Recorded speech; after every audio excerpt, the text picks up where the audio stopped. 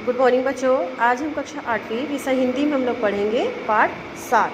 ठीक है, पाठ 7 में क्या दिया है? दीदी की डायरी। ये संकलित पाठ है। सबसे पहले हम ब्रैकेट का देख लेते हैं क्या लिखा गया है इसमें। तो देखो, डायरी का सामान्य सा अर्थ अपने दैनिक क्रियाकलापों को डायरी में अंकित करना है ना। क्या करना है? डायरी में अंकित करना है। और डायरी के पढ़ने से उक्त व्यक्ति की सोच समझ, रुचियों, मनोवृत्तियों, उसके परिवेश और संदर्भ का पता चल पाता है। साहित्यकारों और इतिहास प्रसिद्ध व्यक्तित्व की डायरियाँ अपने उल्लेखनीय विषय वस्तु के कारण इतिहास की महत्वपूर्ण स्रोत और जानकारी के आधार पर बने हैं। प्रस्तुत पाठ में डायरी साहित्य की अन्य विधाओं की तरह एक विधा है। डायरी के विषय वस्तु पाठक के लिए कैसे महत्व रखते हैं, इसकी समझ को रखना, इस पर चर्चा करना और विद्यार्थियों में डायरी लेखन के प्रति चाहत पैदा करना जैसे विविध उद्देश्य यहाँ पे क्या है?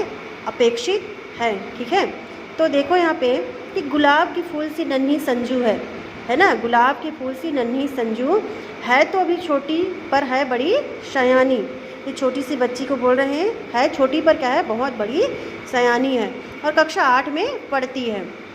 स्वभाव से हंसमुख है, खूब हंसती हंसाती है। चुटकुले सुनाए तो हंसी के फव्वारे छूटने लग जाते हैं। संजू को किताबें पढ़ने का शौक़ है। क्या पढ़ने का शौक़ है उसको? किताबें और कहानी है, कविता, कॉमिक्स आदि, है ना। यह शौक़ उसे माँ की देखा देखी लगी है। संजू चाहे कक्षा में अच्छे नंबर लाए या जन्मदिन मनाए, उसे उपहार मिलता है पुस्तक का। क्या मिलता है उसको? पुस्तक का उपहार। फलतः उसके घर में छोटा सा पुस्तकालय बन गया है। स्कूल में भी उसे चटपटी पुस्तक की तलाश रहती है। अभी पिछले दिनों संजू ने गांधी साहित्य पढ़ा और बापू के सत्य के प्रयोग पुस्तक उसे बहुत पसंद आई। बापू ने इन प्रयोगों को अपनी डायरी में लिखा था। संजू ने सोचा वह भी डायरी लिखेगी। माँ ने भी उसका हौसला बढ़ाया और पिताजी को पता चला तो बहुत प्रसन्न हुए। उन्होंने उसे एक सुंदर डायरी ला दी। अब संजू स्कूल में पढ़ गई, वह कैसे शुरू करे? तभी उसे याद आया उसकी दीदी भी तो डायरी लिखती है। उसने दीदी को अपनी इच्छा बताई और दीदी ने हौसला बढ़ाते हुए कहा, यह तो कोई कठिन बात नहीं, बस रात को मन लगा कर बैठ जाओ और दिन भर की सारी घटनाएं याद करो और वैसी की वैसी लिख दो। इसे प्रतिदिन लिखते रहना जरूरी है। संजू ने हट करते हुए कहा, दीदी आपकी डायरी दिखा दो ना, थोड़ा सा पढ़कर लौटा दूंगी। दीदी पहले तो हिचकिचाई फिर बात मान ली। संजू ने दीदी की डायरी के जो पृष्ठ पढ़े हुए नीचे दिए जा रहे हैं। देखो कैसे लिखते हैं डायरी। तो दीदी की डायरी कैसे लिखी हुई है देखना। 1 जनवरी 2008। ठीक है, कॉलेज में कक्षा के सामने ठक ठक होती रही। कारीगर पत्थर तराश रहे थे और एक छोटी सी छेनी से वे पत्थर को क्या कर रहे? फूल पत्तियाँ उकेर रहे थे। ठीक है, फिर दूसरा 2 जनवरी को। आज सुबह शीला के घर गई। वह स्नान घर में थी और अकेली बैठी बैठी क्या करती?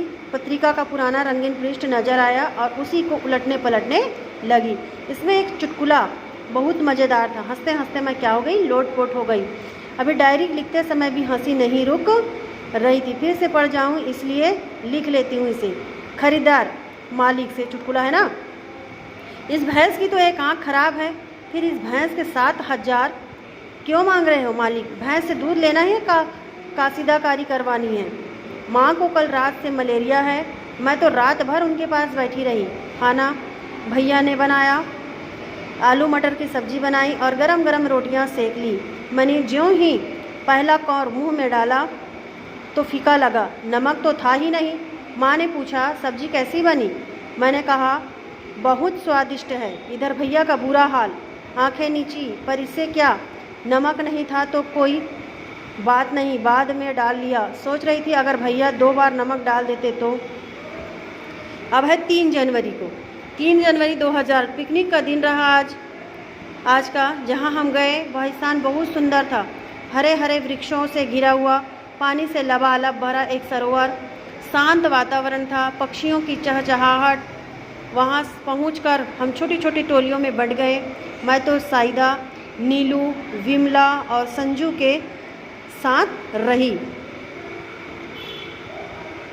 पहले तो वहाँ हम चारों ओर घूमते रहे, झूलों पर झूले, है ना, झूलों पर झूले। फिर सरोवर पर गए तो मछलियाँ देखते रहे, डूबती उतरती रंग बिरंगी तथा छोटी मछलियाँ। तभी बहन जी ने बुलावा भेजा। अब सब मैदान में आग इकट्ठे हुए, नरम नरम घास पर बैठ गए। गुनगुनी धूप थी, बारी बारी से हमने गाना गाया। ढोलक बजी तो नाच गाने में रम गए सब। अब मंजू जो कक्षा में चुपचाप बैठी रहती थी, आज खूब नाची। मैंने भी जादू के खेल दिखाए। खेल में जिसने जो फल चाहा उसे उसी फल की खुशबू सूंघा दी, जो मिठाई मांगी वही चखा दी। कितना आनंद आया, लिख ना सकूंगी मेरे जादू की करिश्मे को देख। अंजू तो मचल गई, बोली एक दो जादू तो मुझे भी सिखा दो दीदी, मैं भी विज्ञान कैसे दूसरे खेल सीखूंगी। मन करता है पिकनिक के दिन बार बार आए। संजू ने डायरी के 2-3 पन्ने उलट दिए। ठीक है, फिर अब है 8 जनवरी 2008। आज रविवार था, कहीं आने जाने की इच्छा तो थी नहीं। माँ ने चाट बनाई, जमकर नाश्ता किया, चाय की चुस्कियाँ ली और फिर सुबह सुबह ही पढ़ने बैठ गई। सोचा वह पुस्तक ही पढ़ डालूं जो कल पुस्तकालय से लाई थी। नाम तो बड़ा अजीब था, तोतो चान। एक जापानी लड़की की कहानी है, बड़ी मज़ेदार। जिस स्कूल में वह पढ़ती थी वह रेल के 6 डिब्बों में चलता था। जो जहाँ चाहे बैठे, जो चाहे पढ़े, शिक्षा का कोई डर नहीं, पूरी आज़ादी। तोतो चान एक मनमौजी लड़की थी जिसे अपनी शरारत के कारण कई स्कूल को क्या करना पड़ा, बदलने पड़े थे। वह यहाँ रेल के डिब्बे वाले स्कूल में जम गई और उसका जीवन जो है वो बदल गया। मुझे यह पुस्तक बहुत अच्छी लगी, सोचती हूँ क्या हमें भी पढ़ने की ऐसी आज़ादी मिल सकती है। अब है 9 जनवरी 2000। आज का पूरा दिन उदासी में बीता। माँ ने मुझे बार बार टोका, उदासी का कारण जानना चाहा पर मैं कुछ बोल ना पाई। क्या बताऊँ, वह मेरी सहेली नीलू है ना, कल से पढ़ने नहीं जाएगी। 1 महीने बाद यह गांव ही छूट जाएगा उससे। उम्र तो मेरी जितने ही है, पर घर वाले उसके हाथ पीले करके ही दम लेंगे। मुझे मिली तो गले लगकर रोने लगे। कहती थी बहन पढ़ने का बेहद मन है पर क्या करूं, कोई मेरी बात को सुनता ही नहीं। उसकी एक सहेली है जिसकी शादी हो रही है। नीलू कक्षा में अव्वल आती थी, खेलने कूदने में भी किसी से कम न थी। एक ही प्रश्न रह रह कर मेरे मन में उठ रहा है, क्या लड़कियों को पढ़ने का पूरा अवसर नहीं मिलना चाहिए?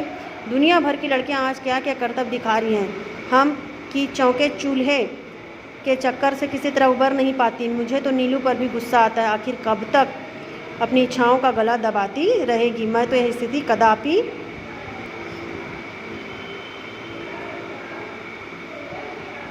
बाकी बचा है, यहाँ से कल पढ़ाऊँगी मैं। ठीक है, थोड़ा सा बचा है।